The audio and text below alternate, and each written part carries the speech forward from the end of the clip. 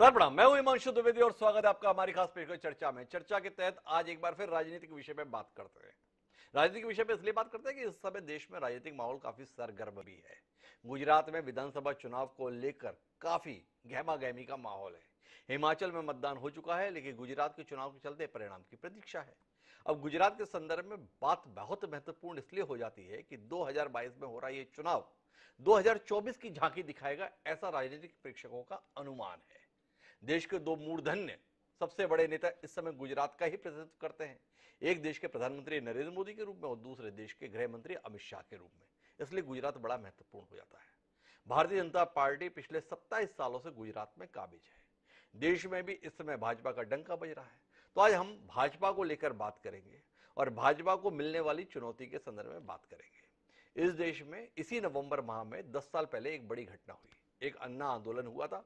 उस अन्ना आंदोलन की कोख से एक राजनीतिक पार्टी ने जन्म लिया था। नाम था उसका आम आदमी पार्टी।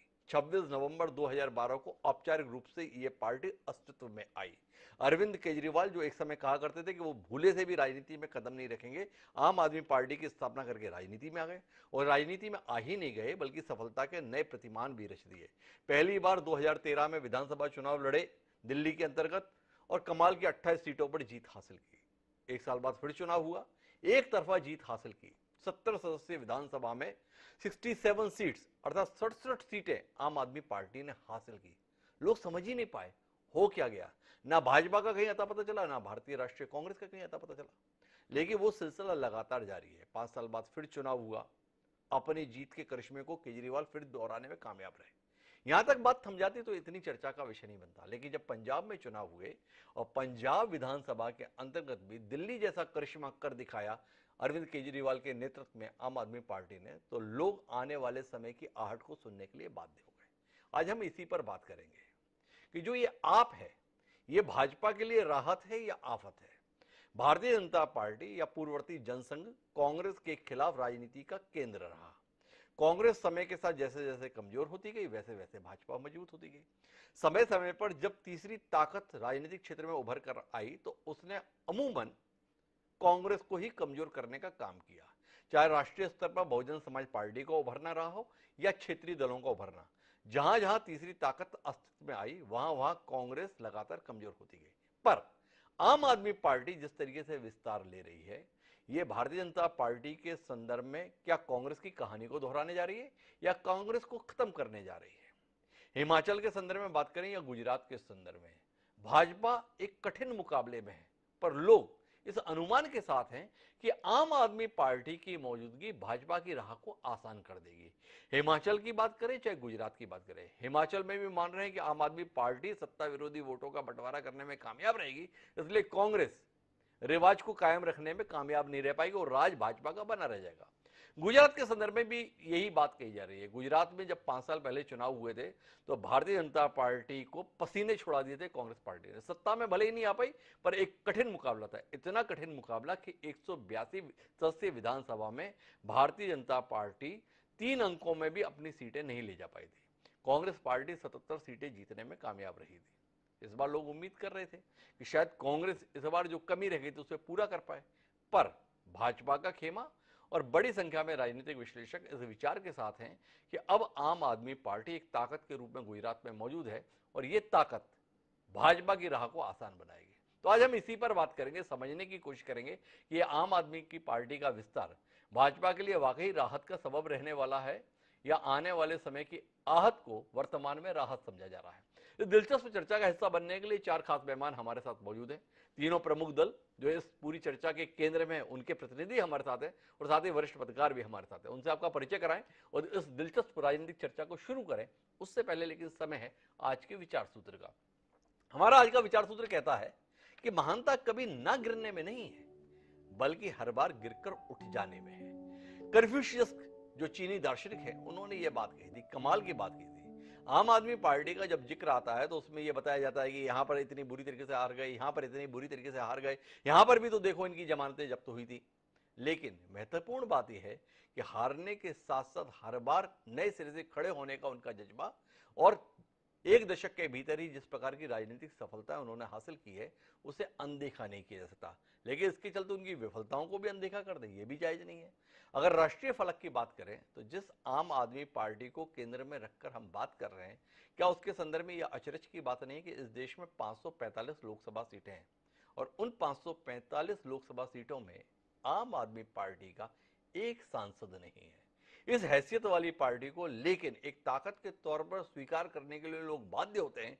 क्या ये अपने आप में इस पार्टी की बड़ी सफलता नहीं है? इसे हम अपने विचार में रखते हैं, उसके साथ अपनी चर्चा को आगे बढ़ाते हैं। जिसका हिस्सा बनने के लिए हमारे साथ तीन खास मेहमान अभी तक जुड़ चुके हैं। हमारे साथ चौधरी राकेश सिंह जी हैं, पूर्व मंत्री हैं, कांग्रेस पार्टी का से ताल्लुक रखते हैं, वह हमारे साथ हैं। सिद्धार्थ शर्मा जी हमारे साथ हैं, प्रवक्ता हैं आम आदमी पार्टी के, और साथ ही देश के वरिष्ठ पत्रकार और हम सबके बेहद सम्माननीय श्रवण गर्ग जी भी इस चर्चा का हिस्सा बनने के लिए खास तौर पर मौजूद हैं। कुछ ही देर में सतीश लाखेड़ा जी भी हमारे साथ होंगे जो भारतीय जनता पार्टी का प्रतिनिधित्व करेंगे। चर्चा की शुरुआत चौधरी राकेश सिंह जी से ही करते हैं और चौधरी राकेश सिंह जी से ही समझने की कोशिश करते हैं कि ये आम आदमी पार्टी की मौजूदगी क्या भारतीय जनता पार्टी के कांग्रेस मुक्त भारत के संकल्प को साकार करने के लिए मददगार है, या आप महसूस कर पा रहे हैं कि अभी जितनी भी मददगार है पर आने वाले समय में भाजपा को इससे खबरदार रहना चाहिए? किस विचार के साथ हैं चौधरी राकेश सिंह जी? डॉक्टर साहब, आपने बखूबी पूरी बात का यहाँ वाचन किया है जी कि जिस सत्ता पक्ष का जिसका एंटी इनकम्बेंसी वोट होता है या जिस राज्य में जहाँ सरकारें होती हैं जी उस राज्य की जनता जो है अन्य पार्टी को वोट देना चाहती है। आपने पिछले चुनाव का जिक्र किया जी जिसमें कांग्रेस ने बहुत मजबूती से चुनाव लड़ा और काफी हद तक वहां भारतीय जनता पार्टी को मुंह खानी पड़ी, लेकिन सरकार नहीं बना पाई। जी वर्तमान परिप्रेक्ष्य में ये बात सत्य है कि आप पार्टी जहां जहां चुनाव लड़ रही है वहां कांग्रेस को ही कमजोर कर रही है जी और वो वोट जो एक इकट्ठा वोट जाना चाहिए भारतीय जनता पार्टी के खिलाफ, जिसकी हकदार एक तरीके से कांग्रेस पार्टी थी जो पूर्व में इतना बढ़िया लड़ी चुनाव। जी इस तरीके की पार्टी हमने उत्तर प्रदेश का चुनाव भी देखा, वहां बहुजन समाज पार्टी ने जो चुनाव लड़ा उससे उन्होंने समाजवादी पार्टी का नुकसान ही किया। जी चाहे इस तरीके से अगर देखें पंजाब का चुनाव भी हमने देखा, लेकिन ये जो राज्य स्तर की जैसे एक तरीके से केंद्र शासित प्रदेश की पार्टी थी अरविंद केजरीवाल जी, मैं नहीं समझता हूं कि चाहे गुजरात हो चाहे हिमाचल हो वहां कभी केजरीवाल जी गए हो, उन्होंने कोई आंदोलन किया हो।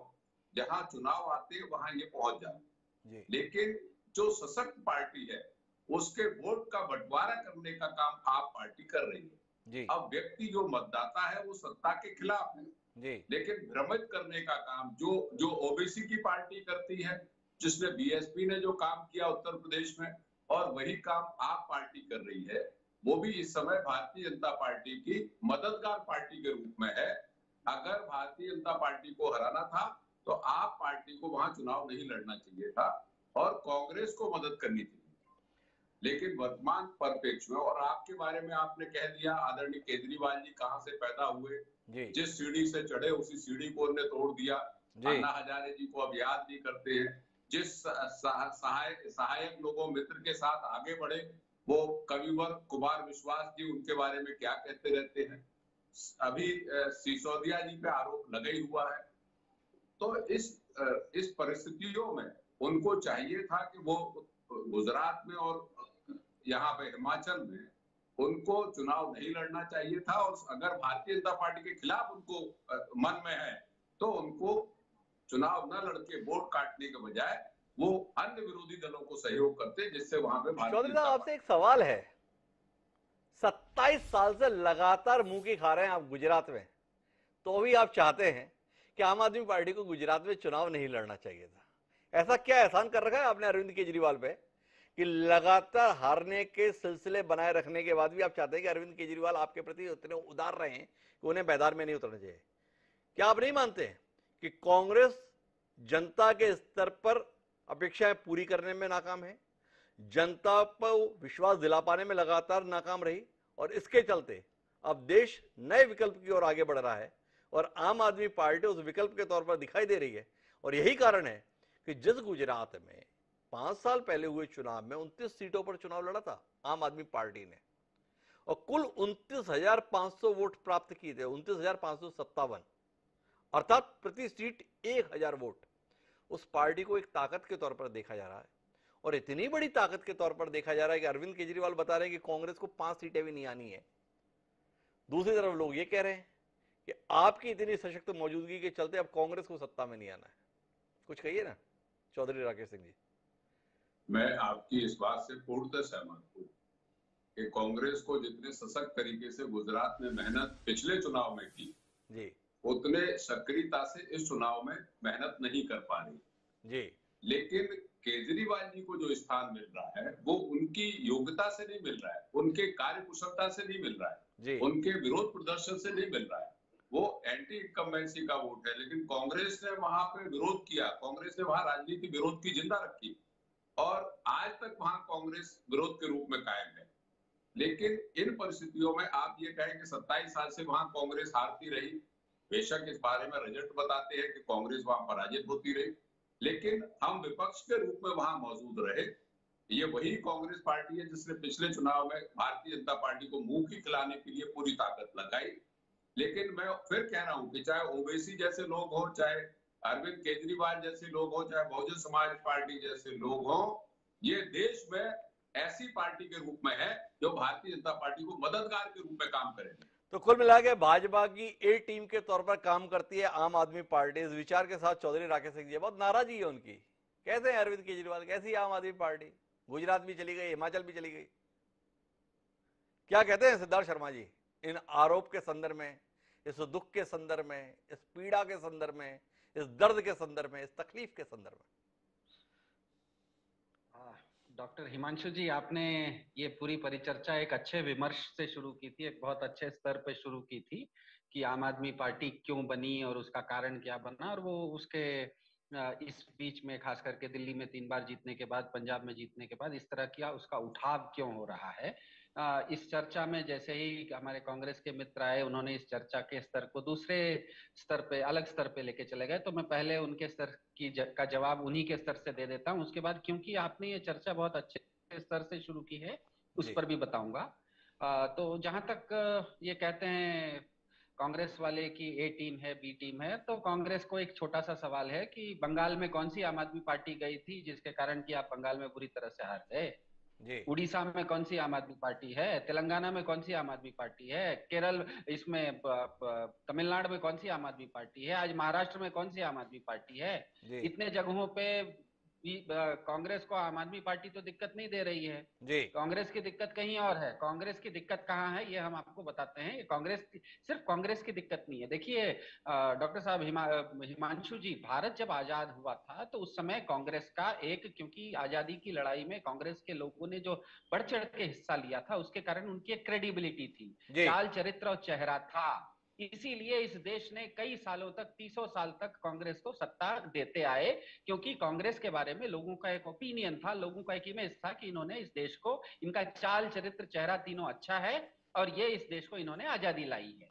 धीरे धीरे कालखंड आगे बढ़ते बढ़ते जिस तरह से अलग अलग ढंग से इन्होंने सत्ता का दुरुपयोग किया हो या कोई भी कारण हुआ हो, धीरे धीरे लोग उससे कटते गए और दूसरा चाल चरित्र और चेहरा लोगों ने भाजपा में देखना शुरू किया, जो कि 1990 के आसपास से, 84 के बाद से धीरे धीरे भाजपा का उठाव हम देखते हैं। अब दिक्कत ये आ गई है कि पिछले 10-12 सालों में इस देश की जनता को ये समझ में आ गया है कि जितने भी राजनीतिक दल इस देश में हैं, ये केवल और केवल जनता को अपने अपने ढंग से कोई ना कोई आइडियोलॉजिकल उपदेश देते हैं। उपदेश से कोई आपत्ति नहीं है, लेकिन भूखे भजन न होई गोपाला, ये लो कंठी ये लो माला, कोई ना कोई आप उपदेश के बाद खाना काम तो करोगे। जो सत्ता में आओगे, आप सरकार बनाओगे तो सिर्फ उपदेश ही देते रहोगे या कुछ काम भी करोगे? तो पिछले 8-10 सालों में, खास करके जन लोकपाल आंदोलन के समय में, खास करके ध्यान रखिएगा, जन लोकपाल आंदोलन में जो भी लोग सड़क पे थे, हमारे जैसे लोग भी, हम जन लोकपाल आंदोलन से आए हुए हैं, हम लोग अपने आप में प्रोफेशनल्स हैं, मीडिया कंसल्टेंसी करते हैं। जो हमारे जैसे लोग जन लोकपाल आंदोलन में आए, हमने ये देखा, इस देश ने ये देखा कि सड़क पर जो लोग थे उनकी एक ही मांग थी कि हे संसद, हे भारत की संसद, आप सुबह से शाम तक भारत की जनता पे अलग अलग तरह के कानून बनाते हैं। एक कानून आप अपने ऊपर भी बना लीजिए, जी लेकिन भारत की संसद ने सर्वसम्मति से उसको नकार दिया। जी भारत की संसद में कांग्रेस भी था, बीजेपी भी था। जी लोगों के समझ में आ गया कि जो भी सत्ता में जाता है वो केवल हमें उपदेश तो देता है, हमारे लिए कानून तो बनाता है, लेकिन खुद अपने लिए कुछ नहीं करता और हमारे लिए काम भी कुछ नहीं करता। जी तो जब आम आदमी पार्टी आई, हमारे जैसे लोग जो आम आदमी पार्टी के साथ संस्थापन के दिन से जुड़े हुए हैं, जो हम इसमें मूल अंतर यह है कि आम आदमी पार्टी अपनी आइडियोलॉजी के बदले ये कुछ भी काम करने से पहले एक बार लोगों से रायशुमारी कर लेती है। हमने जी पार्टी भी बनाई, आंदोलन से हम पार्टी बनाए, पार्टी बनाने से पहले हमने रायशुमारी की, लोगों ने कहा कि राजनीतिक विकल्प चाहिए। जी दिल्ली में भी जब हमारी सरकार आती है, हमारी मैनिफेस्टो भी बनते हैं, तो हम मैनिफेस्टो से पहले जनमत संग्रह करते हैं। जी तो ये जो एक बहुत मूलभूत अंतर इस देश में आया है कि कांग्रेस, बीजेपी और जो स्थापित राजनीतिक दल हैं, ये लोगों से किसी भी तरह का सहभागिता नहीं लेते हैं। ये जी केवल लोगों पर अपनी विचारधाराओं को थोपते हैं जी और अपनी तरफ से सरकार के नाते उन्हें करना क्या है, लोगों की सेवा क्या करना है, यहाँ पे सेवा नाम की चीज पूरी तरह से गौण कर दी है इन लोगों ने। जी और लोगों को अब ये धीरे धीरे लगने लगा है कि इन सभी राजनीतिक दल में एक अलग राजनीतिक दल है, भले वो राजनीतिक दल नाम के लिए है, लेकिन उसका पूरा का पूरा प्रकृति, उसकी उसका जो स्ट्रक्चर है वो अलग है। उसकी वो आइडियोलॉजी के बदले डिलीवरी पे काम कर रहा है, वो लोगों के लिए कुछ काम करने की बात कर रहा है। इसीलिए जैसा आपने देखा, एक बार नहीं, दो बार नहीं, दिल्ली में 3 बार हम जीते हैं। एक बार पंजाब में पहली बार हम ऑपोजिशन में आते हुए भी दूसरी बार प्रचंड बहुमत से जीते हैं। आज गुजरात में सबसे बड़ा चैलेंज अगर भाजपा को कोई दे रहा है तो आम आदमी पार्टी दे रही है। कांग्रेस के जो अध्यक्ष हैं, जो राहुल गांधी जी हैं, स्टार प्रचारक हैं, वो भारत यात्रा कर भारत जोड़ रहे हैं, लेकिन गुजरात नहीं जोड़ पा रहे हैं। कांग्रेस के साथ ये दिक्कत है कि कांग्रेस के जितने भी एमएलए हैं, और ये कांग्रेस की दिक्कत नहीं है, लोग भी देख रहे हैं कि हम अगर कांग्रेस को वोट डालते हैं, गोवा में लोगों ने कांग्रेस को वोट डाला था, सारे जी के सारे बीजेपी में चले गए। तो जो आज गुजराती जो हमारे भाई हैं, जो गुजराती भाई भी सोच रहे हैं, जो बीजेपी से नाराज हैं, उनको लगता है कि अगर हम कांग्रेस को वोट डालेंगे तो ये तो भाजपा में चले जाएंगे। और इसका प्रमाण ये है कि अभी जो आने वाले चुनाव होने वाले हैं अगले 20 दिनों में, इसमें जो भाजपा का 138 लोगों का लिस्ट अभी जारी भाजपा ने किया है, जी उसमें से 40 लोग तो कांग्रेस ही हैं। जी तो ये जो चीज है, ये पूरी की पूरी जनता अब देखने लगी है कि भारत के सभी राजनीतिक दल केवल उपदेश देते हैं और सेवा में शून्य हो गए हैं। पर शर्मा जी, और आपको ऐसा केवल नहीं लगता है कि जनता ने आपको भी देख लिया? 2014 में जब लोकसभा हुए तो 4 सीटें कम से कम आपके हिस्से में आई थी। 2019 का चुनाव आया, जिस दिल्ली के संदर्भ में आप इतने मुग्ध हैं, उस दिल्ली में 0 सन्नाटा आपके हिस्से में आया। देश की संसद के संदर्भ में जो आप अभी बढ़ चढ़ कर बोल रहे थे, हे संसद, उस संसद में आज आपका एक सांसद नहीं बचा। क्या आपको नहीं लगता है जितना देश के संदर्भ में आप कांग्रेस को खारिज कर रहे हैं, इस देश की जनता ने आपको भी उससे बुरी तरीके से ही खारिज किया हुआ है देश के संदर्भ में? एक चीज तो मैंने किसी को देश को खारिज, कांग्रेस को खारिज नहीं किया। कांग्रेस इसीलिए मैंने शुरुआत में कहा कि इस देश को आजादी लाने में जो कांग्रेस का योगदान है बहुत बड़ा है, इसीलिए मैंने कांग्रेस को कहीं पे खारिज नहीं किया। दूसरी बात यह है कि आम आदमी पार्टी के 10 सांसद अभी भी संसद में है, भले लोकसभा में नहीं हो लेकिन राज्यसभा में है तो संसद में है। तीसरी बात यह कि जो हम इस तरह की एक विचारधारा, एक अलग, इसको जिसको इंग्लिश में कहते हैं एक नॉवेल्टी है, बिल्कुल भारतीय राजनीतिक परिदृश्य में, जो कि डिबेट से लेके बुद्धिजीवियों से लेके अखबार से लेके हर जगह पे राजनीति का अर्थ उपदेश देना हो गया है, उसको बदल के अगर सेवा पर आना है तो उसके लिए हो सकता है कि थोड़ा समय लगे, हो सकता है आम आदमी पार्टी को भी इसमें जरूरत से ज्यादा मेहनत करनी पड़े। इसीलिए आप देखते हैं कि कहीं पे हम, अभी आपने ही बताया कन्फ्यूशियस का जो बहुत अच्छा आपने कोट दिया कि कहीं हम लोकसभा चुनाव में शून्य भी आते हैं तो कहीं पर हम बाकी लोगों को शून्य भी कर देते हैं, बाकी लोगों को शून्य भी कर देते हैं। बात तो सिद्धार्थ शर्मा जी की गंभीरता से लेनी पड़ेगी ना, जैसी संदर्भ में तो दावा करने का अधिकार तो सिद्धार्थ शर्मा जी का है। मेरे साथ में के मिश्रा जी जुड़ गए, भारतीय जनता पार्टी के प्रखर प्रवक्ता हैं, उनसे समझने की कोशिश करते हैं। ये आम आदमी पार्टी का उभार, अभी लोग बताते हैं भाजपा के लिए बड़ी राहत की बात है। हिमाचल में जड़ें हिली हुई हैं, पर शायद फिर भी मिट्टी में जमे रह जाएं, इसलिए रह जाएं कि आम आदमी पार्टी वहां पर मैदान में है, कांग्रेस को ठीक ठाक नुकसान पहुंचा देगी। गुजरात को लेकर भी मिश्रा जी लोग यही कह रहे हैं कि 2017 में भाजपा की हालत काफी खराब कर दी थी कांग्रेस ने, इस बार शायद भाजपा बच जाए, क्योंकि इस बार आम आदमी पार्टी ने वहां पे ठीक ठाक वजूद बना लिया है। कितने शुक्रगुजार हैं आप आम आदमी पार्टी के और अरविंद केजरीवाल के, उनकी इस मौजूदगी को लेकर? उतने ही जितने उत्तर प्रदेश के सदर में मायावती के रहते हैं। हिमांशु जी, हम शुक्रगुजार केवल देश की जनता के हैं जी प्रदेश की जनता के हैं जी जिन्होंने वोट देकर के देश में एक विकास की राजनीति शुरू की, जी जिसने जाति और धर्म से ऊपर उठ करके सबका साथ, सबका विकास, सबका प्रयास और सबके विश्वास की बात की। जी और पूरे देश में एक नया वर्ग तैयार हुआ है जिसको कहते हैं दाता वर्ग और ग्राही वर्ग। जी इस समय देश में केवल दो ही वर्ग हैं, दाता और ग्राही। जी जो ग्राही है वो लाभार्थी है। जी आज ये समझ लीजिए कि 80 करोड़ लोगों को भोजन देने की वाला भारतीय जनता पार्टी की सरकार नहीं है। जी ये बची हुई जो करीब 50 करोड़ जनता है वही उनको पाल रही है। तो सिर्फ दो वर्ग बना दिया है, ये भारतीय जनता पार्टी की सफलता। अभी मैं सुन रहा था जी आम आदमी पर, मैं थोड़ा लेट ज्वाइन किया, बाकियों का मैं नहीं सुन पाया, इसलिए मैं बोल रहा हूं। अभी ऐसा लग रहा था जैसे कि राजनीति के ऋषि बोल रहे हो, आम आदमी पार्टी के बारे में इतने सुविचार हो रहे थे। और ये वही पार्टी है जो स्वराज के नाम पे आई थी और दिल्ली में स्वराज लेके आ गई है। जी स्वराज लेके आए थे और शराब लेके पहुंचे हैं। जी और लोकपाल की बात कर रहे थे, आज तक लोकपाल ये भी तो नहीं दे पाए। हम सुरक्षा नहीं लेंगे, सुरक्षा के बगैर इसके लिए लड़ते हैं। गुजरात में सुरक्षा न लेने का नाटक करते हैं और दिल्ली में सुरक्षा लेने के लिए लड़ते हैं।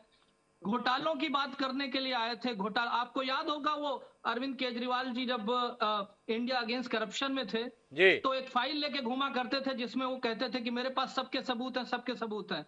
मुझे ये नहीं समझ में आया, जब से दिल्ली में सरकार बनी तब से उन्होंने उस सबूत वाली फाइल को कहां खो दिया और कहां रख दिया कि एक भी उस घोटालेबाज को वो जेल के पीछे या कोई कार्रवाई करके उसको एक्सपोज नहीं कर पाए। तो ये आम आदमी पार्टी नहीं है, मैं इसको बोलता हूं झूठे आदमी की पार्टी।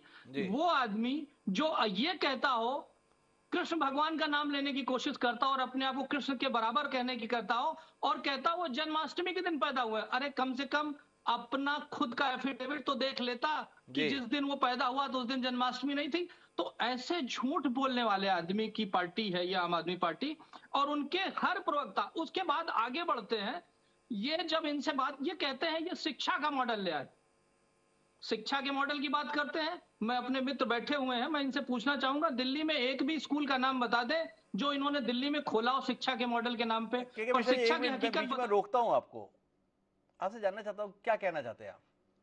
ये दिल्ली के लोग मूर्ख हैं, बेवकूफ हैं, नासमझ हैं। दिल्ली में अरविंद केजरीवाल के नेतृत्व की आम आदमी पार्टी को पिछले 3 चुनावों में लगातार जो सफलता मिली है उसको आप सिरे से खारिज कर रहे हैं आक्षेपों के साथ। तो क्या बताना चाहते हैं? ये जो देश की राजधानी में रहने वाले मतदाता हैं, नासमझ लोगों का जमघट है जो ऐसे व्यक्ति को चुन लेते। एक पंजाब, जहां पर आप कितने साल तक सत्ता में रहे, अकाली दल के साथ मिलकर रहे, उस पंजाब में आपने पानी तक नहीं मांगा, बुरा मत मानिएगा। ये आम आदमी पार्टी है। और अब उस आम आदमी पार्टी के संदर्भ में राजनीतिक प्रेक्षक आकलन के साथ हैं कि हिमाचल में अगर रिवाज बदल जाएगा तो उसका राज आम आदमी पार्टी की मौजूदगी के रूप में पाया जाएगा। गुजरात में अगर राज रह जाएगा तो उसका कारण भी आम आदमी पार्टी के रूप में पाया जाएगा। कुछ इस पर रोशनी डालिए के मिश्रा जी। आज की तारीख में जो ये राहत आम आदमी पार्टी की मौजूदगी से मिल रही है, पर जैसी सफलता आम आदमी पार्टी को शने शने मिलती जा रही है, भविष्य की आफत को लेकर कोई एहसास, कोई अंदाजा, कोई भय, कोई डर है कि नहीं है?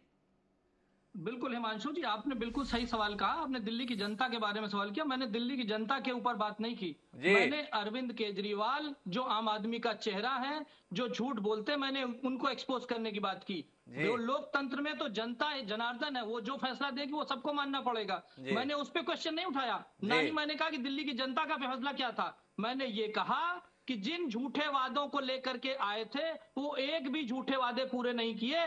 तो दिल्ली की जनता बहुत समझदार है, अगली बार इन्हें बता देगी। और एक चीज बता दें, दिल्ली में भारतीय जनता पार्टी की सरकार नहीं चल रही थी, दिल्ली में कांग्रेस की सरकार चल रही थी। और पंजाब की बात आपने की, पंजाब में भी भारतीय जनता पार्टी की सरकार नहीं थी, वहां पर कांग्रेस या अकाली दल के साथ हमारी शेयरिंग की सरकार थी। और बता दें, जहां पर हमारी सरकार थी, आप देख लीजिए, उत्तर प्रदेश की बात करते हैं, 377 सीटों पर जमानत जब्त हुई, 0.35% वोट मिले हैं, जो नोटा से भी कम है, 1000 वोट से कम मिले हैं। उत्तराखंड की बात करते हैं, 70 में 70 की जमानत जब्त हुई।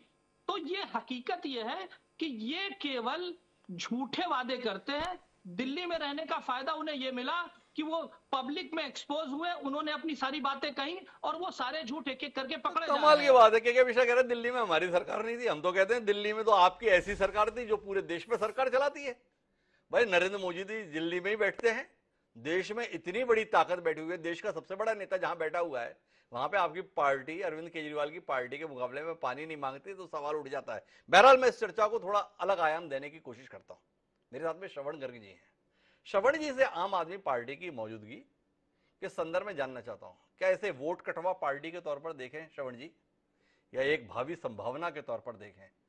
इसे आज कांग्रेस के लिए परेशानी का सबब माना जा रहा है, भविष्य के लिए भाजपा के लिए भी परेशानी का सबब मांगे, या आप इस आकलन के साथ है जो कुछ भी है कांग्रेस के लिए ही है, इससे ज्यादा सोचने, विचारने, मानने की जरूरत नहीं है? किस आकलन के साथ हैं श्रवण जी आप? थोड़ा दिशा दें हमारी चर्चा को। देखिए हिमांशु जी, मैं दो तरीके से देखता हूँ। जी ये चूंकि इनको, केजरीवाल जी को बहुत व्यक्तिगत तौर पर भी जानता हूँ मैं, और वैसे भी जानता हूँ, देखता हूँ उनको, तो आज की स्थिति में तो ये कांग्रेस को कमजोर कर रहे हैं और काफी कमजोर कर चुके हैं, और आने वाले दिनों में और कमजोर करेंगे। जैसे कि मैं कहता हूँ कि ये हिंदुत्व के ओवैसी हैं। एक वो जो ओवैसी जो हैं वो मुस्लिम वोटों को कंसोलिडेट करके बीजेपी को फायदा पहुंचाते हैं और पोजीशन को नुकसान करते हैं। तो ये हिंदुत्व के एक नए ओवैसी पैदा हुए हैं। मैं एक दूसरी चीज कह रहा हूं कि दूरदृष्टि से अगर देखें तो ये भारतीय जनता पार्टी को नुकसान पहुंचाएंगे, और आज ये कांग्रेस को पहुंचा रहे हैं। आपने एक अपनी प्रारंभिक चर्चा में हिमांशु जी एक बात कही, हिमाचल के बारे में बात कही।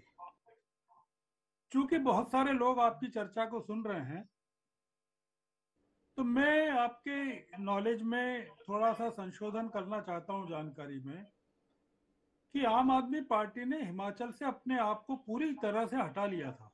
जी अपने सारे कार्यकर्ताओं को वहां से विड्रॉ करके गुजरात में लगा दिया। जो कार्यकर्ता, जो लोग लड़ रहे थे, वो अपने दम पर लड़ रहे हैं, इक्के दुक्के जो मेहनत कर रहे हैं, उनके पास कोई संसाधन नहीं है, कोई साधन नहीं है। ये पूछा जाना चाहिए कि आम आदमी पार्टी ने हिमाचल से अपने आप को विड्रॉ क्यों किया,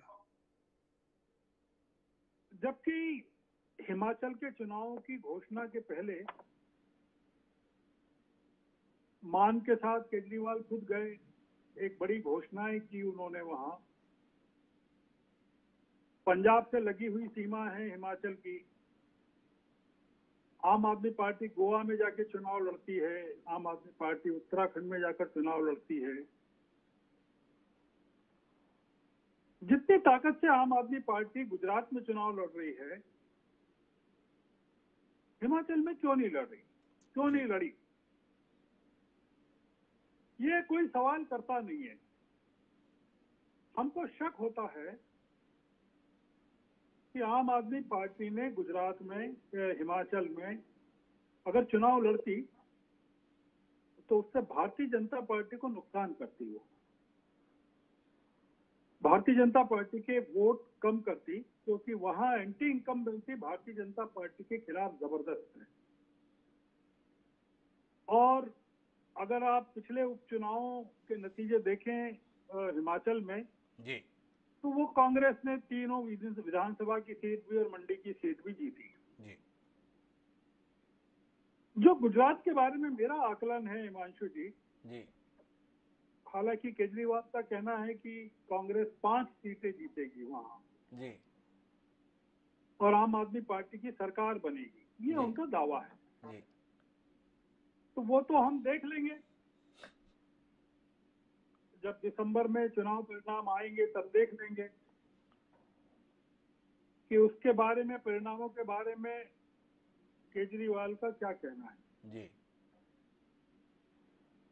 आपने खुद ने कहा है और मैं आपको बता भी सकता हूं कि 95 के बाद से भारतीय जनता पार्टी को 2017 में सबसे कम सीटें मिली गुजरात में, जी और लगातार सीटें कमी हो रही हैं। मतलब अगर आप 95 के बाद का ग्राफ देखें भारतीय जनता पार्टी का, तो वहां सीटें कम हो रही हैं। तो ये जो 99 सीटें मिली थी, जी उसमें 17 सीटों का, 16 सीटों का जो इजाफा हुआ वो कांग्रेस से तोड़ के इन्होंने किया। जी आप सोचिए कि अगर 8-10 सीटें कम हो जाती वहां गुजरात में, तो क्या स्थिति बनती। जी और गुजरात में भारतीय जनता पार्टी कितनी ताकतवर है वो तो आपने देखा कि पिछले 8 सालों में 3 मुख्यमंत्री वहां बदल दिए गए, जी और पिछले जो चीफ मिनिस्टर थे रूपाणी, उनके किसी भी आदमी को टिकट नहीं दिया गया, रूपाणी को भी नहीं दिया गया। जी पर यह भारतीय जनता पार्टी का अंदरूनी मामला है। 63 सीटें इतनी ऐसी हैं हिमांशु जी, 63, जी जहां पिछली बार 10,000 से कम पर हार जीत का फैसला हुआ है, जी और 36 सीटें ऐसी हैं जिसमें 5,000 से कम पर हार जीत का फैसला हुआ है। आम आदमी की पार्टी, ये जो सीटें हैं 63 सीटें और 36 सीटें, इन पर चुनाव लड़कर भारतीय जनता पार्टी के पक्ष में बाजी को पलट देगी। जी गुजरात में जो एंटी इनकम्बेंसी है, इस समय लोगों की नाराजगी है, वो जबरदस्त है। जी और आप देखिए कि किस तरह से सीटें, किस तरह से टिकट नहीं दिए गए, जी कई पुराने मंत्रियों को कितना ज्यादा वहां असंतोष है, कितना विद्रोह है। तो जो शक बनता है वो ये बनता है, शक कह रहा हूं, मेरे शब्द पर ध्यान दीजिए, जी वो ये बनता है कि आम आदमी पार्टी वहां भारतीय जनता पार्टी की मदद के लिए गई हुई है। मैं शौर्य जी बहुत माफी के साथ में आपको बीच में रोकते हुए एक सवाल करना चाहता हूं। मैं थोड़ा उलझ गया हूं आपकी दलील से, ज्यादा नहीं लेंगे। हिमाचल के संदर्भ में आपकी शिकायत है, आपका सवाल है कि हिमाचल में आम आदमी पार्टी ने इरादतन मजबूती के साथ चुनाव नहीं लड़ा, और आपने साथ में दलील यह दी कि वहां पे वर्तमान सरकार के खिलाफ जबरदस्त एंटी इनकम्बेंसी थी, और इसको आप भाजपा की मदद के तौर पर देख रहे हैं। और गुजरात में मजबूती से चुनाव लड़ा जा रहा है और आम आदमी पार्टी मजबूती से चुनाव लड़ रही है, इसको भी आप भाजपा की मदद के तौर पर देख रहे हैं। मैं थोड़ा समझने में मुश्किल हो रही है मुझे। नहीं लड़ रहे हैं तो भी दिक्कत, लड़ रहे हैं मजबूती से तो भी दिक्कत। तो छोड़िए, क्या करे अरविंद केजरीवाल, क्या करे हमारे साथ में सिद्धार्थ शर्मा? नहीं, कुछ नहीं करना है। अरविंद केजरीवाल को लड़ना चाहिए जी, पूरे देश में चुनाव लड़ना चाहिए। पिछले 10 वर्षों में केवल 2 घटनाएं इस देश में हुई है। जी 2 सितारों का उदय हुआ है जी 2014 में जी राष्ट्रीय स्तर पर, और दोनों राज्यों से निकल के राष्ट्रीय महत्वाकांक्षाओं के प्रतिनिधि बने हैं। जी वो एक है नरेंद्र मोदी जी और एक है अरविंद केजरीवाल। जी तो अरविंद केजरीवाल को चुनाव लड़ना चाहिए। जी मैं मना नहीं कर रहा हूं, मैं क्यों मना करूंगा? जी मैं मना नहीं कर रहा हूं, मैं आपको हकीकत बता रहा हूं कि हिमाचल प्रदेश में कांग्रेस बहुत मजबूत है। जी और अगर अरविंद केजरीवाल वहां पहुंच जाते तो वो भारतीय जनता पार्टी के वोट कम करते, क्योंकि वहां 96% हिंदू वोट हैं जी हिमाचल में, जी और केवल 1.5 या 2% मुस्लिम वोट हैं और 1.5% क्रिश्चियन वोट हैं, और 1% से भी कम सिख वोट हैं। जी तो हिमाचल की स्थिति अलग है। मैं यही पूछ रहा हूं कि पंजाब से लगा हुआ हिमाचल, पूरी की पूरी इकोनॉमी जो हिमाचल की पंजाब से चलती है, पंजाब की प्रॉस्पेरिटी से चलती है, और इन्होंने घोषणा की थी इतनी बड़ी बड़ी, तो ये आखिरी वक्त पर वहां से गायब क्यों हो गए? क्यों भाग खड़े हुए? ये सवाल है श्रवण जी का। मुझे जाना तो है चौधरी राकेश सिंह के पास, लेकिन मेरी मजबूरी है कि श्रवण जी ने बिंदु ऐसा उठा दिया है कि मुझे जाना चाहिए सिद्धार्थ शर्मा जी के पास। सिद्धार्थ शर्मा जी आपके रणछोड़ होने को जानना चाहते हैं। रणछोड़ वैसे तो गुजरात से पहचाना गया नाम है। कृष्ण जी ने जरासंध के मुकाबले के संदर्भ में जब युद्ध से पलायन किया था तो हमने उन्हें रणछोड़ के तौर पर पूजा, पर वर्तमान रण में अरविंद केजरीवाल हिमाचल में रणछोड़ हो गए। कृष्ण के संदर्भ में बताते हैं के शर्मा जी उल्हाना दे रहे थे, वो अपना जन्माष्टमी के दिन बताते हैं। कृष्ण ना सही, रणछोड़ सही। तो आपसे जानना चाहते हैं माननीय श्रवण जी के हवाले से, क्यों भाग खड़े हुए हिमाचल से बीच चुनाव में आप लोग? जी डॉक्टर हिमांशु जी, सबसे पहले तो भाजपा के प्रवक्ता मिश्रा जी ने पहली बार माना कि भाजपा के अलावा भी कोई दूसरा थोड़ा बहुत ऋषि जैसा भाषा उपयोग कर लेता है, तो उनको मेरी तरफ से धन्यवाद कि वो मान तो कम से कम रहे कि भाजपा के बाहर भी कोई ऋषि के जैसी की भाषा उपयोग कर सकता है। दूसरी बात, श्रवण जी का जो सवाल है उसका जवाब सीधा सीधा ये है कि आम आदमी पार्टी आज हिमाचल और गुजरात दोनों में पूरी ताकत के साथ लड़ रही है। पिछले हफ्ते भी हमारे जो राष्ट्रीय नेता हैं, अरविंद केजरीवाल हों या मनीष सिसोदिया जी हों या भगवंत मान जी हों, हम लोगों का पूरी ताकत के साथ कैंपेन हिमाचल में भी चल रहा है और गुजरात में भी चल रहा है। और तीसरी और सबसे मुख्य बात मैं कहना चाह रहा हूं कि इस देश की जनता को ये हम टीवी डिबेट के अंदर देखिए, किसी राजनीतिक दल को किसी दूसरे राजनीतिक दल से किसी तरह की तकरार हो सकती है क्योंकि वहां पे सत्ता का संघर्ष है, लेकिन आप एक जनता के नजर से देखिए, जो आईटी जनता टीवी को आज जो हजारों लाखों लोग अभी देख रहे हैं, उनको किसी पार्टी को जिताना या हराने का उनका उद्देश्य नहीं है। उस जनता को चाहिए कि मेरा काम कौन करेगा। और यहां पर समस्या ये आ जा रही है कि सारे राजनीतिक दल एक दूसरे को हराने जिताने का जो ये तिकड़मबाजी करते हैं, इसमें जनता को इस देश के लगने लगा है कि इसमें मेरी अनदेखी हो रही है। इसीलिए जब आम आदमी पार्टी गुजरात में जाके अपने शिक्षा मॉडल की बात करती है तो वो इतने ज्यादा पब्लिक के दबाव में आ जाती है कि भारत के प्रधानमंत्री भी एक क्लासरूम में उनको भले क्लासरूम फर्जी हो, लेकिन उस फर्जी क्लासरूम में भी बैठ के फोटो खिंचवाना उनकी मजबूरी बन जाती है। तो यहाँ पर विमर्श जब बदलता है टीवी डिबेट्स के अंदर या बौद्धिक लोगों के द्वारा या राजनीतिक दल के लोग जब बात करते हैं, तो किसी को लगता है कि आम आदमी पार्टी को भी भाजपा को हराना चाहिए, आम आदमी पार्टी को कांग्रेस को जिताना चाहिए, कांग्रेस को भाजपा को हराना चाहिए। मुझे बताइए, इस देश की जनता को कांग्रेस हो या बीजेपी हो, या आप सुदूर तमिलनाडु में चले जाइए, वहां पर ना तो कांग्रेस है ना तो बीजेपी है, वहां पे जीतता या हारता डीएमके और एडीएमके है, वहां पे दोनों राष्ट्रीय दल नदारद हैं। तो जनता को तो ये चाहिए कि उनके काम को, उनका सेवा, उनका जो रोजमर्रा के उनको जो सर्विसेज हैं, वो सर्विसेज कौन उपलब्ध करवा सकता है। जब चर्चा तो होना चाहिए सिद्धार्थ शर्मा जी, पर इस आरोप के संदर्भ में बताइए ना। धारणा है और श्रवण जी जैसे सुधी पत्रकार जिनकी ईमानदारी की प्रामाणिकता को लेकर कोई बहस नहीं है, उनको ये शंका पैदा हो गई है कि आप भाजपा की मदद के लिए प्रयत्नशील हैं।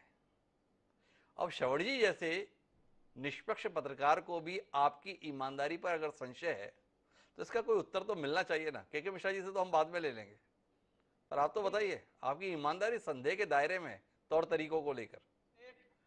बिल्कुल डॉक्टर हिमांशु जी, एक लाइन का उत्तर है जी कि हम आम आदमी पार्टी ने जो भाजपा का हश्र किया दिल्ली में, एक बार नहीं, दो बार नहीं, तीन बार नहीं, दूसरी बार तो करीब करीब जिस तरह से कांग्रेस को शून्य पे ले आए थे, हमने भाजपा को भी करीब करीब शून्य पे ऑटो रिक्शा पे ले आए थे। तो इसीलिए ये तो किसी को भी, भारत की जनता हो या दिल्ली की जनता हो, किसी को भी ये जो डिबेट में ये जो चर्चा होती है, ये तो किसी वोटर को तो पचती नहीं है। वोटर जानता है कि आम आदमी पार्टी संपूर्ण राजनीतिक फ्रेमवर्क से बाहर की एक पार्टी है। वो कुछ दूसरी ही बात करती है, वो राजनीति से अलग कुछ बात करती है, वो सर्विसेज की बात करती है, वो पॉलिसी की बात करती है। तो और कुल मिलाकर सिद्धार्थ जी सिरे से खारिज कर रहे हैं, हम किसी की ए टीम नहीं, किसी की बी टीम नहीं। लेकिन मैं अपनी चर्चा को आगे बढ़ाता हूं। चौधरी राकेश सिंह, आपसे जानना चाहता हूं, जो भी मॉडल की बात इस समय सिद्धार्थ जी कर रहे हैं या अरविंद केजरीवाल करते हैं, संकट ये पैदा हो गया है कि क्या कांग्रेस की जगह आम आदमी पार्टी ले जाएगी? जिस गंभीरता से लोग आम आदमी पार्टी को लेने लगे हैं।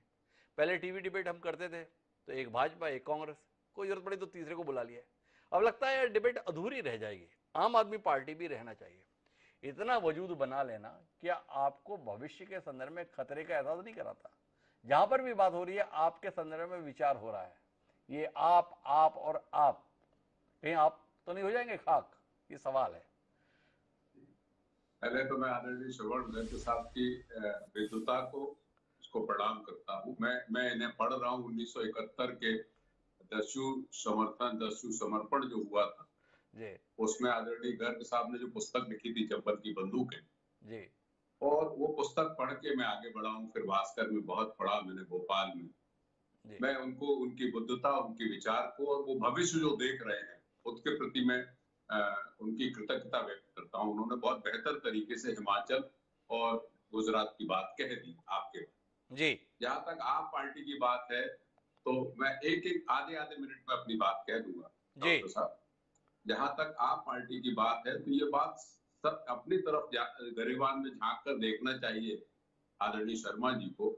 अगर लोकपाल दिल्ली में होता, राज्य में, तो चाहे सिसोदिया जी होते, चाहे जैन साहब होते, तो नेशनल इन्वेस्टिगेशन एजेंसियां इन्वेस्टिगेट नहीं करती, लोकपाल उनको इन्वेस्टिगेट करता और उस पर निर्णय करता। लोकपाल इसी के लिए बनता है कि राजनीतिक पद पे बैठे हुए लोगों के खिलाफ जो शिकायतें आए उस पर करे। तो 3 बार जीतने के बाद उन्होंने वो कायम नहीं किया। जी, मेरे भाई बीजेपी के अभी कह रहे थे, उसके बाद में जी, कि ये मतदाता जो है वो दाता हो गया है अब नरेंद्र मोदी, और ग्राह्यता हो गई है हिंदुस्तान की जनता 80 करोड़।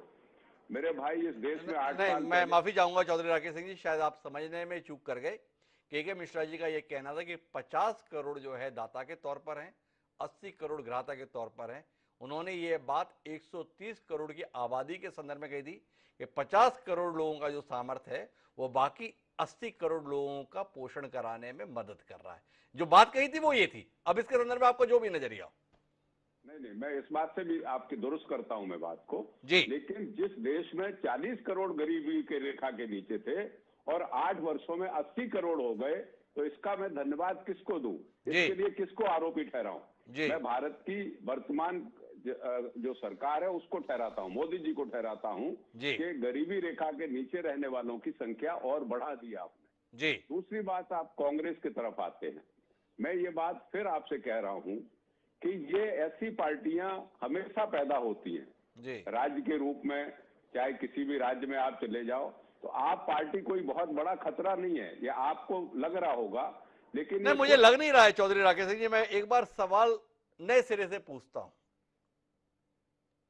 सवाल इस रूप में आ रहा था कि आम आदमी पार्टी भाजपा की मददगार बनी हुई है, भाजपा को सत्ता में लाने के लिए माध्यम बनी हुई है, वोट कटवा पार्टी हो गई है। ये बात सही है या असल भाजपा की मददगार कांग्रेस पार्टी है? मतदाता वोट चाहे भाजपा को दे या कांग्रेस को दे, आखिरी में वोट मिलता तो भाजपा को ही है। क्योंकि जो कांग्रेस के टिकट पे चुनाव जीत जाते हैं वो बाद में भाजपा को वोट देने के लिए कतार में खड़े हो जाते हैं। ऐसा मध्य प्रदेश में भी हुआ, ऐसा गुजरात में भी हुआ, ऐसा गोवा में भी हुआ। गोवा में आप ठीक ठाक सीटें जीते, फिर पता चला वो भाजपा ही हो गए। आम आदमी पार्टी ने 2 विधायक जीते हैं गुजरात में, 40 सदस्य विधानसभा में। अभी भी उनकी पहचान आम आदमी पार्टी के विधायक के तौर पर है। ये भाजपा की मदद करने के लिए कांग्रेसियों का खून जो उबाल मारने लगा है, इसके संदर्भ में कुछ कहिए ना चौधरी राकेश सिंह जी, ये जरा ज्यादा महत्वपूर्ण होगा। आपके स्मरण में लाना चाहता हूं, पार्टी बदलने का काम विधायकों का जो हुआ है वो पलटू राम एक हुए हरियाणा में, बहुत 60 के दशक में जी। उन्होंने एक दिन में 3 बार पार्टी, गयालाल उनका नाम था, उनके बेटे इस समय पे प्रदेश अध्यक्ष है कांग्रेस पार्टी का। आपके ध्यान में मैं ये भी लाना चाहता हूँ, उदयभान उनका नाम है। आप बने रहे अध्यक्ष, लेकिन जो उदाहरण है वो दिया जाएगा। नहीं, मैंने बताया कि वो आपकी पार्टी के सम्मानीय प्रदेश अध्यक्ष हैं, अभी उन्हीं की विरासत के उत्तराधिकारी। नहीं, ये इंडिविजुअल आदमी होता है, विरासत राजनीति में नहीं होती जी। व्यक्तिगत रूप से होता है जी। तो मैं जिस बात को आपको निवेदन कर रहा हूँ जी कि जिस राज्य में आप चले जाओ, चाहे हरियाणा में जनता दल और तमाम पार्टियां बनी राज्य की, चाहे उत्तर प्रदेश में बनी, कालांतर में जाके ये पार्टियां क्या बात काबिज रह पाई? ये छोटे छोटे जो राजनीतिक दल है जो नुकसान करने के लिए जाते हैं बड़े राजनीतिक दलों का, इनका भविष्य बहुत लंबा नहीं होता है, चाहे आप किसी भी राज्य में ले लें। और जहां तक उत्तर भारत के राज्य हैं, उसमें ये हमेशा सरसब्ज नहीं हुए। एक आध बार सरकार बन गई है, लेकिन अब कहीं देखने को नहीं मिलती जनता दल की यूनाइटेड, ये हरियाणा में जो पार्टी। चौधरी राकेश सिंह जी ने मेरी बात का जवाब नहीं दिया। मेरा सवाल तो केवल इतना था कि वोट भले ही कांग्रेस को दो, जीतने के बाद में वह जीता हुआ शख्स मतदाता के उस वोट का इस्तेमाल भाजपा को ही मजबूत करने में करता है, ये सवाल जहन में आता है। इसका कोई उत्तर आना चाहिए था। चौधरी राकेश सिंह ने आज नहीं दिया, फिर कभी किसी कार्यक्रम में दे लेंगे। लेकिन मैं के मिश्रा जी के पास जाना चाहता हूँ। के मिश्रा जी, आपसे जानना चाहता हूँ, ये आपके साथ मैनेजमेंट क्या किया है आपने? जिस आम आदमी पार्टी ने दिल्ली में आपको मुंह दिखाने लायक नहीं छोड़ा, वही पार्टी आपकी मददगार है, ऐसी जनधारणा बन रही है। इस मैनेजमेंट के संदर्भ में कुछ बताइए ना। ये तिहाड़ के खेल ने ऐसा खेल करा दिया है या कुछ और हो गया? हिमांशु जी, हमारा गठबंधन देश की जनता के साथ है, प्रदेश की जनता के साथ है, और जनता जिसके साथ है वही जनार्दन होता है। तो आज जनता भारतीय जनता पार्टी के साथ है। मैं अपने मित्र आम आदमी पार्टी के प्रवक्ता बोल रहे थे, मैं सर आपकी बात सही है कि ऋषि की वाणी है, लेकिन ऋषि की वाणी बोलने वाला कालनेमी है आम आदमी पार्टी के जो मेन आदमी है। आप अपनी बात से बहुत जल्दी बदल जाते हैं। अभी आपने कहा जनता जिसके साथ है वो जनार्दन है। जनार्दन कौन? भगवान। दिल्ली विधानसभा के संदर्भ में जनता किसके साथ? केजरीवाल जी के साथ। तो केजरीवाल क्या हुए? जनार्दन। थोड़ा मिश्रा जी अपनी बात में कायम रहो, आप अपनी बात से पलट जाते हो, ये बात ठीक नहीं है। तो सुनिए, क्या पूरा हिंदुस्तान दिल्ली में बसता है? देश की राजधानी, देश का दिल बताते हो आप। दिल बताते हैं, पर पूरा देश हमारे लिए इम्पोर्टेंट है। और पूरे देश के जो जनादेश जिसके पास है वो माननीय मोदी जी हैं। और आगे बढ़ते हैं, और सत्ता के लिए तिकड़म की बात कर रहे थे आम आदमी पार्टी के प्रवक्ता। सबसे पहले इन्होंने दिल्ली में कांग्रेस के साथ ही तिकड़म किया था जी। आज जो तिकड़म की बात कर रहे हैं, खैर वहां से आगे बढ़ते हैं। अगर आप, अभी मैं सुन रहा था कांग्रेस के प्रवक्ता की बात, सर आपने हिंदुस्तान को बहुत दिनों तक जाति के नाम पे और धर्म के नाम पे बांट करके सत्ता में राजनीति की है, ये पूरा देश जानता है, और उस राजनीति से पूरा देश त्रस्त हो चुका है। अब जैसा कि मैंने कहा, सबका साथ और सबके विकास का समय आ गया है, और देश की जनता उसके साथ है जो सबके साथ है और देश के विकास के साथ है। माफ करना के मिश्रा जी, अब सबका साथ के संदर्भ में आपका विभाजन भी बहुत साफ साफ है। और अगर आपको भरोसा नहीं है तो मैं श्रवण जी के पास चलता हूँ और श्रवण जी से पूछ लेता हूँ। ये सबका साथ, सबका विकास, सबका प्रयास के मिश्रा जी इतनी देर से बताते हैं। श्रवण जी, थोड़ा आप भी अपनी तरफ से योगदान दे ही दीजिए अब ये सबके साथ और सबके विकास पर। नहीं, ये आप एक बड़े उच्च स्तर पे चर्चा चल रही है, मैं उसमें जाना नहीं चाहता। भारतीय जनता पार्टी ने जितना देश को विभाजित किया है जी, पिछले 8 सालों में जितना नुकसान पहुंचाया है हमारी संस्कृति को, संविधान को, एकता को और भारतीय मूल्यों को जी, वो तो शायद उसको ठीक करने में शायद कई साल लग जाएंगे जी। तो मैं उस बहस में जाना नहीं चाहता जी। देखिए, मैं आपको एक चीज कहना चाहता हूँ, ये मिश्रा जी उंगली उठा रहे हैं जी, कुछ आप उनको सुनना चाहते हैं कि मैं कुछ अपनी बात पूरी करें सर? मैं मिश्रा जी को साथ फिर बात कर लूंगा। आप उनसे अकेले में बात कर लेना जी, और फिर हमको बता देना कि वो क्या कह रहे हैं। देखिए, जो आम आदमी पार्टी है जी वो भारतीय राजनीति के विपक्ष का आज की स्थिति में सबसे क्रूर चेहरा है। जी मैं आम आदमी पार्टी को कह रहा हूँ, केजरीवाल को नहीं कह रहा हूँ, थोड़ा आप ध्यान रखिएगा। जी विपक्षी एकता को, जो विपक्षी एकता सबसे बड़ी जरूरत है जी देश में, कि उसको सबसे ज्यादा नुकसान कौन पहुंचा रहा है, जी कौन सी पार्टी और कौन सा नेता है जो विपक्ष के लोगों में किसी के साथ बैठने को तैयार नहीं है। जी आप बताइए कि किसी विपक्षी गठबंधन में, एक भी गठबंधन में आपको आम आदमी पार्टी नजर आती है क्या? जी शरद पवार और उद्धव ठाकरे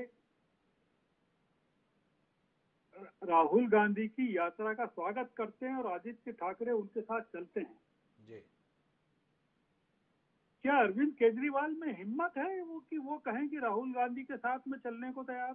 जी नहीं है उनमें हिम्मत है। जी ये आदमी जो है इस देश में तानाशाही को मजबूत करेगा और खुद अंत में तानाशाह बनेगा। जी गुजरात में ये आदमी हमला कांग्रेस पर कर रहा है, भारतीय जनता पार्टी पर नहीं कर रहा है। जी ये नहीं कह रहा है कि भारतीय जनता पार्टी को 5 सीटें मिलेगी, वो कांग्रेस की 5 सीटें कर रहा है। भारतीय जनता पार्टी तो हिमांशु जी फिर भी डेमोक्रेटिक है। जी वहां 2 नेता हैं। जी आम आदमी पार्टी में तो सिर्फ एक नेता है। जी वो सब जगह वही रहता है,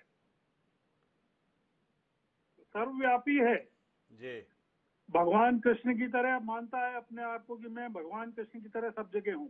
जी तो ये जो दिक्कत है, मतलब जो बेसिक गुण होता है तानाशाहों का, जी आप आम आदमी के पार्टी के गठन की जरा सोचिए कि जो पार्टी भ्रष्टाचार के खिलाफ लड़ाई के कारण सत्ता में आई थी, भ्रष्टाचार के आरोपों से जूझ रही है आज वही जी सबसे ज्यादा।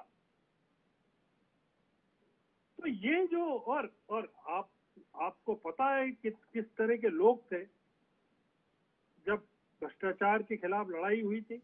जी आप पूछिए तो सही कि प्रशांत भूषण को क्यों निकाला, योगेंद्र यादव को क्यों हटाया, आशुतोष को क्यों हटाया। तो ये जो आदमी है इसको विरोध उतना, मतलब ये जो है अपने नरेंद्र मोदी अगर किसी को पसंद नहीं करते हैं तो वो कम से कम मार्गदर्शक मंडल में रवाना कर देते हैं और कहीं बिठा देते हैं। ये आदमी सीधा घर पे बिठाता है और दिल्ली में पुलिस अपने पास नहीं होती है तो पंजाब की पुलिस दिल्ली में बुलवाता है अपने विरोधियों के खिलाफ। तो आपने इतनी मीमांसा कर दी है तो मेरे मूल विषय पर आइए श्रवण जी, और इस पे एक अंतिम टिप्पणी दीजिए। आप मतलब आम आदमी पार्टी, ये भाजपा के लिए राहत है या आने वाले समय की आफत है? इस पर भी तो टिप्पणी कर ही दीजिए ना, इतना आकलन आपने कर दिया। ये भारतीय जनता पार्टी आने वाले समय के लिए भारतीय जनता पार्टी के लिए सबसे बड़ी आफत बनेगी। तो ये मर्म की बात श्रवण गर्ग जी ने कह दी है। हमने सवाल के साथ में इस विषय को दिया था, आप भाजपा के लिए राहत या आफत? श्रवण जी का अनुभव बोल रहा है, 5 दशक से ज्यादा पत्रकारिता जीवन का अनुभव। आज की राहत कल की आफत बनेगी। के मिश्रा जी के लिए विचार का विषय होना चाहिए। पर जो श्रवण जी ये बात कह रहे हैं कि विपक्षी एकता के लिए सबसे बड़ी बाधक आम आदमी पार्टी है, दरअसल उसके मूल में यह है कि आम आदमी पार्टी को ऐसा लगता है कि उसे किसी के साथ की जरूरत नहीं है। इस देश की जनता भाजपा के विकल्प के तौर पर केवल आपको चाहती है, इसलिए बाकी लोगों के साथ बैठने की जरूरत क्या है? पर क्या यह सच है? और यह अपने आप में देश के सबसे पुराने राजनीतिक दल के लिए भी सवाल है कि क्या कारण है कि जुम्मा 1 दशक पहले अस्तित्व में आई हुई पार्टी इतने कम समय में देश के सबसे पुराने राजनीतिक दल को किसी लायक समझने के लिए तैयार नहीं है। देश के सबसे पुराने राजनीतिक दल के नेता जीतने के बाद अगर भाजपा के लिए वोट देने कतार में खड़े हो जाएंगे तो नई जन्मी पार्टी को यह हौसला करने का हौसला तो मिलेगा ही। इस पर विचार होना चाहिए। बहरहाल आप सभी मेहमानों को बहुत बहुत धन्यवाद इस दिलचस्प चर्चा का हिस्सा बनने के लिए। तो कुल मिला के आम आदमी पार्टी आने वाले समय में भाजपा के लिए क्या चुनौती बनेगी ये जानने में दिलचस्पी रहेगी, पर वर्तमान में कांग्रेस के लिए जिस प्रकार की चुनौती है उसे इस कार्यक्रम में साफ तौर पर हम देख पाए। अब समय है आज की प्रासंगिक पंक्तियों का। तो हमारे आज की प्रासंगिक पंक्तियां भी इसी कमाल के साथ हैं। हमारी प्रासंगिक पंक्तियां कहती हैं कि जिंदगी की असली उड़ान अभी बाकी है, कि जिंदगी की असली उड़ान अभी बाकी है, मंजिल के कई इम्तिहान अभी बाकी है, अभी तो नापी है मुट्ठी भर जमी हमने, अभी तो सारा आसमान बाकी है। अब यह आसमान कौन नापेगा, भाजपा, कांग्रेस या आप? ये तो समय ही बताएगा। बहरहाल अब मुझे दे दीजिए इजाजत, कल फिर मिलेंगे नए विषय के साथ।